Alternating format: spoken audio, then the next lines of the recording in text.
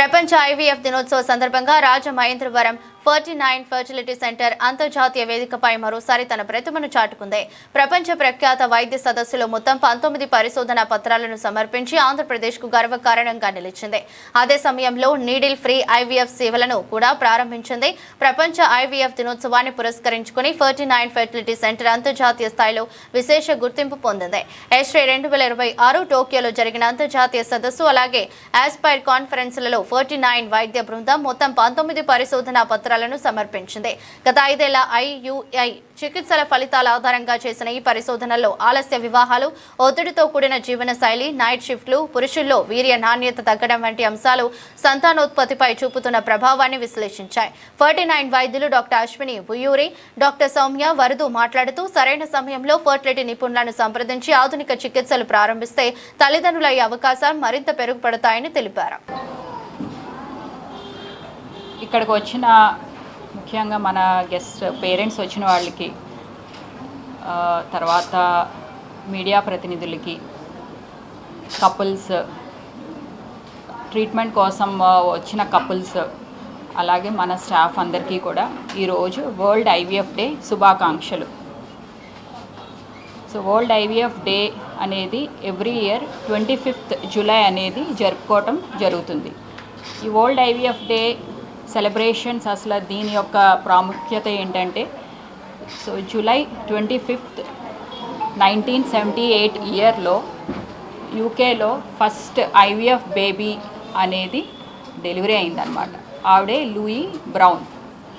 So scientist pioneers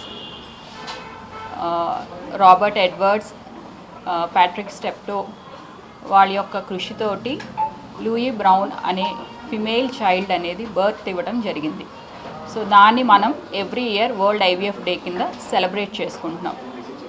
so దీనికి ఒకటి scientist, pioneers, doctors and also infertility seek చేస్తున్న couples కూడా వీళ్ళ యొక్క కృషి వల్ల మనం ఈరోజు ఈ మిరాకిల్స్ అనేవి చూస్తున్నాం. World wide 12 million IVF babies అనేది ఇప్పుడు వరకు బర్త్ అనేది చూస్తున్నాం అన్నమాట.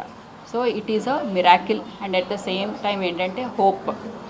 సో దీన్ని మనం ఎవ్రీ ఇయర్ 49లో రెగ్యులర్గా జరుపుకుంటున్నాము. ఇది మాకు ఒక ఫెస్టివల్ లాంటిది. సో చాలామంది కపుల్స్ ఓన్లీ 3 టైర్ సిటీస్లోనే అందుబాటులోనే ఉంటాయి అడ్వాన్స్డ్ ట్రీట్మెంట్స్ అని. బట్ మనకి 49లో 2 టైర్ సిటీస్లో కూడా సేమ్ అడ్వాన్స్డ్ ట్రీట్మెంట్స్ ఎక్కడైతే సిటీస్లో, మెట్రోపాలిటన్ సిటీస్లో మనం చూస్తున్నాం, సేమ్ అదే టెక్నాలజీ అనేది మనం ఇక్కడ కూడా చూస్తున్నాం. సేమ్ అదే ఎక్విప్మెంట్, సేమ్ అదే expertise and same high end investigations, treatments కూడా మన దగ్గర జరుగుతున్నాయి. So it is a celebration to all of us. ఈ వితిన్ 2 ఇయర్స్లో ఐవీఎఫ్ మేము ఇక్కడ 3rd ఐవీఎఫ్ అనేది సెలబ్రేషన్ జరుపుకుంటున్నాం 49 రాజమండ్రిలో. హలో అండి, ఆల్రెడీ డిస్కస్ చేసిన విధంగా సందర్భం ఏంటి అని అంటే ఈరోజు వరల్డ్ ఐవీఎఫ్ డే. మనకి రాజమండ్రిలో 49 ఇది 3rd ఇయర్ రన్నింగ్ అనమాట. ఇప్పటి వరకు మోర్ దాన్ 1000 ఇన్ఫర్టిలిటీ కపుల్స్ని చూడటం జరిగింది. అండ్ ఇన్ఫర్టిలిటీ కూడాను చాలా ఎక్కువ అవుతుంది డే బై డే, అది అందరికీ తెలిసినదే. ఇప్పుడు మనకి చూసుకున్నట్లయితే ఆంధ్రాలో ప్రతి కపుల్కిను fertility rate, total fertility rate అనేది 1.7 ఉంది. అంటే ఒక కపుల్కి ఆన్ అన్ యావరేజ్ 1.5 కింద కన్సిడర్ చేస్తామన్నమాట.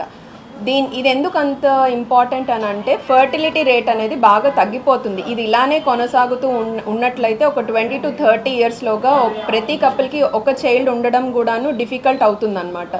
దీని వలన యూత్ ఎవరైతే ఉంటారో యంగ్ యాక్టివ్ పాపులేషన్ తగ్గిపోయి ముసలి వాళ్ళు ఎక్కువ అవ్వడము, ఓవరాల్గా కెపాసిటీ ఆఫ్ ద పాపులేషన్ అనేది తగ్గిపోతుంది. వర్కింగ్ పాపులేషన్ అవ్వనివ్వండి, రిప్రొడక్టివ్ యాక్టివ్గా ఉన్న పాపులేషన్ అవ్వనివ్వండి, ఎకానమీ కూడా బాగా ఎఫెక్ట్ అవుతుంది ఇలా అయినట్లయితే. అందుకనే ఇప్పుడు అడ్రస్ చేయడం ఈ ఇష్యూని అన్నది చాలా ఇంపార్టెంట్.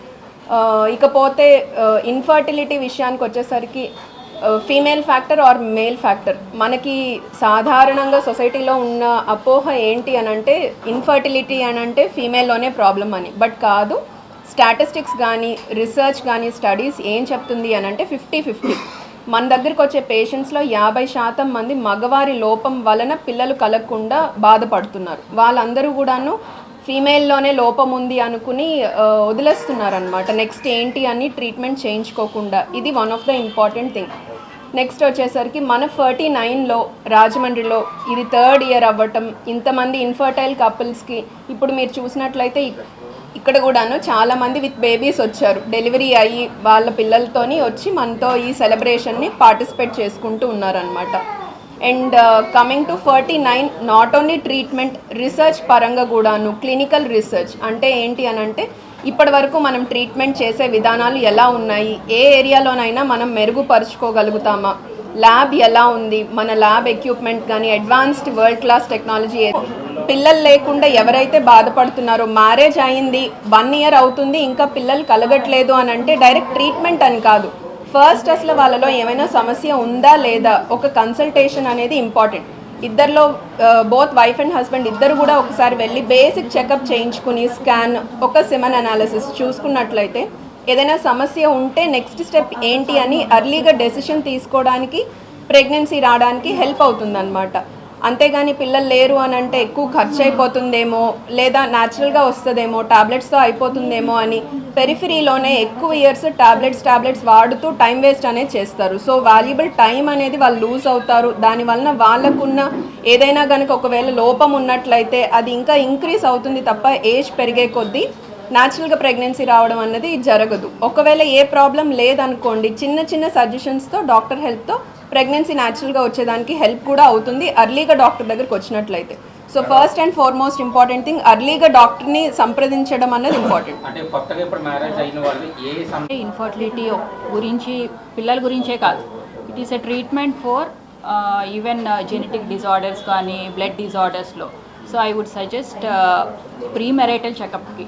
సో యూత్ ఎవరైతే ఏంటంటే వాళ్ళ యొక్క బాధ్యతగా ముందుకు వచ్చి వాళ్ళ యొక్క చెకప్ చేయించుకుంటే, సో వాళ్ళ కండిషన్ ఎలా ఉంది, హెల్త్ కండిషన్, ఇప్పుడు మనం బ్లడ్ గ్రూప్ ఎలా చెక్ చేయించుకుంటాం అలాగే ప్రీ మ్యారిటల్గా వైరల్ మార్కర్స్ చెక్ చేయించుకోవటం, జెనెటిక్ చెకప్ చేయించుకోవటం, అలాగే వాళ్ళ ఫ్యామిలీ హిస్టరీ ముందే డాక్టర్తో డిస్కస్ చేస్తే that is the take home point today what I feel. ఇప్పుడు మ్యారేజ్ లేట్గా చేసుకుంటున్నారు, 35 ఇయర్స్ ఆ టైంకి ఫ్యామిలీ సిచ్యువేషన్స్లో కూడా కొంతమంది మ్యారేజెస్ అనేవి డిలే చేసుకుంటూ ఉంటారు. సో ఫిమేల్స్ కానీ మేల్స్ కానీ ఎగ్స్ ఫ్రీజ్ చేసుకోవటం, ఊసైడ్ ఫ్రీజింగ్ చేసుకోవటం, స్పర్మ్ ఫ్రీజ్ చేసుకోవటం వల్ల ఏమవుతుంది అని అంటే వాళ్ళు ఏదైతే వాళ్ళ యొక్క రిప్రొడక్టివ్ హెల్త్ని వాళ్ళు ఫర్దర్గా పోస్ట్పోన్ చేసుకోవచ్చు. సో అదే క్వాలిటీ తోటి వాళ్ళు రేపన్న రోజు బేబీతో ముందుకు వెళ్ళొచ్చు అనమాట. బట్ ఫస్ట్ అనేది ఎగెన్స్ట్ నేచర్ వెళ్ళకుండా పాసిబిలిటీ ఉంటే అర్లీగా మ్యారేజ్ ఫినిష్ చేసుకోవడం. ఒకవేళ అది పాసిబిలిటీ లేనప్పుడు వాళ్ళకి ఏమైనా సిమ్టమ్స్ ఉంటాయి, పీరియడ్స్ ఇర్రెగ్యులారిటీ అవ్వనివ్వండి,